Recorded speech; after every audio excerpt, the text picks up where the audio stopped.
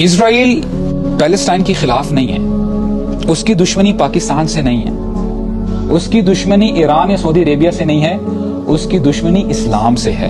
وہ چاہتے ہیں کہ ان لوگوں سے کسی نہ کسی طریقے سے امید کو ختم کر دیا جائے، ان کو نا امید بنا دیا جائے، ان کی ہوپ کو بریک کر دیا جائے۔ کیونکہ ہم بڑے بیزی ہیں اپنی پڑھائی میں، ہم تو شاید اپنی ہسٹری نہیں پڑھتے۔ ان کو پتا ہے کہ مسلمان جب جاگتا ہے وہ کیا کرتا ہے، ان کو پتا ہے کہ یہ وہ قوم ہے، یہ وہ امت ہے جو کہتی ہے کہ اگر تم نے یہ ظلم کو ختم نہ کیا تو ہم وہ مرد لے کے آئیں گے تمہاری طرف جن کو موت سے ویسی ہی محبت ہے جیسے تمہیں دنیا کی زندگی سے محبت ہے۔ ہم شاید بھول گئے ہیں لیکن یہ لوگ نہیں بھولے۔ ان کو پتا ہے کہ مسلمان جب جاگتا ہے وہ کیا کر سکتا ہے، ان کو پتا ہے کہ اگر یہ جاگ گئے، ان کو وہ واقعہ یاد ہے غزوہ احد پر کہ ایک صحابی تھے، غزوہ بدر میں تو وہ پارٹیسپیٹ نہیں کر سکے، کہتے ہیں یا رسول اللہ I really miss fighting against the pagans، میں اللہ کی راہ میں شہید ہونا چاہتا ہوں، میں لڑائی کرنا چاہتا ہوں، میں اپنی قربانی پیش کرنا چاہتا ہوں۔ یا رسول اللہ اگر مجھے ایک موقع مل جائے تو آپ دیکھیے گا کہ میں کیا کرتا ہوں۔ اللہ تعالیٰ نے موقع دے دیا، غزوہ احد آ گئی اور یہ ابھی کھجور کھا رہے تھے۔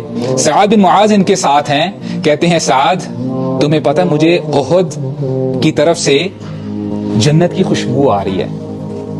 انہوں نے کھجوروں کو ویسے ہی وہاں پہ چھوڑا اور وہاں پہ گئے اور اپنی جان کا نذرانہ پیش کر دیا۔ اسلام کبھی بھی کمزور نہیں تھا، اسلام واز نیور ویک۔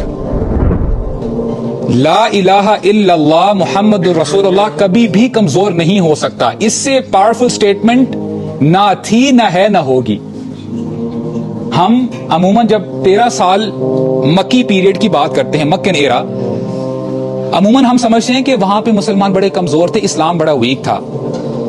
اور آپ اگر ہسٹری جانتے ہیں اور اگر آپ نے سیرت پڑھی ہے، آپ کو پتا ہے کہ Muslims they did not have mainstream media, ان کے پاس کوئی آرمی نہیں تھی، اور کتنا پروپیگینڈا کیا جا رہا تھا کہ رسول اللہ صلی اللہ علیہ وسلم کو کیا کچھ نہیں کہا گیا، یہ ساحر ہے، یہ کذاب ہے، یہ مجنون ہے۔ جیسے آج مسلمانوں کو کیا کہا جاتا ہے، دیز پیپل آر ایکسٹریمسٹ، یہ فنڈامنٹلسٹ ہیں، ان کی باتوں میں نہ آنا۔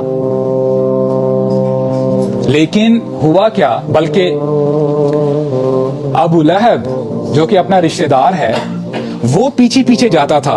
رسول اللہ صلی اللہ علیہ وسلم دین کی دعوت دے رہے ہیں اور ان کا چاچا پیچھے کہتے ہیں کہ اس شخص کی بات نہ سننا، یہ بندہ جھوٹ بول رہا ہے۔ چونکہ مین سٹریم میڈیا ان کے ہاتھ میں تھا، انہوں نے جو ناچنے والیاں تھیں، جو ڈانسرز تھی، ان کی بھی ارینجمنٹ کی۔